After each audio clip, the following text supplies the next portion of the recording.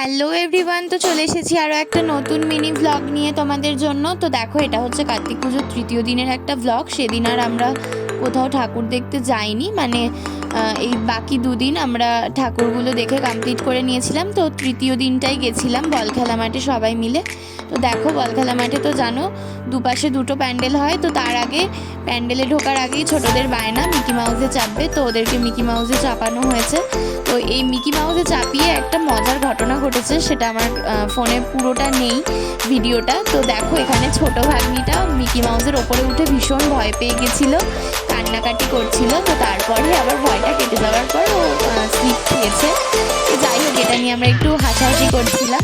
তো তারপরে আমরা ঠাকুরগুলো দেখে নিয়েছি। তো দেখো, এই নারায়ণটা হচ্ছে তোমাদের দাদা ভাইদের ক্লাবের ঠাকুর। তো তারপর দেখো, এই যে বল খেলা মাঠের যে প্যান্ডেলটা মা সন্তোষীর, ওটাতে ঢুকেছিলাম প্রথমে। এটা হচ্ছে আমার এক্স স্টুডেন্ট, দেখা হয়ে গিয়েছিল, তাই একটা সেলফি তুলেছি। তো তারপর একে একে আমরা সবাই একটু ছবি তুলে নিয়েছি। আর তারপর বেরিয়ে আরও একটি যে প্যান্ডেল মহাদেবের, সেই প্যান্ডেলটায় চলে গেছি। ওখানেও দেখো মহাদেবটাকে এত সুন্দর লাগছে দেখতে, খুব সুন্দর হয়েছিল ঠাকুরটা।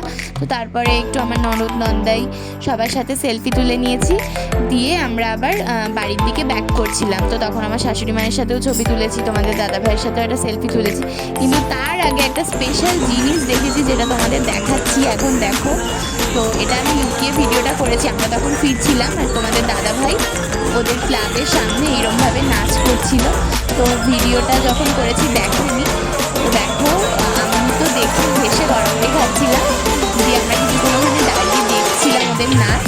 তো তারপরে আবার তোমাদের দাদা ভাই যখন দেখলো, আবার এদিকে এসে ভাগ্নিদেরকে নিয়ে গেল, ভাইপোকেও নিয়ে গেল ওখানে গিয়ে নাচ করার জন্য। তো যাই হোক, এই স্পেশাল ডান্স ভিডিওটা তোমাদের সাথে শেয়ার করলাম।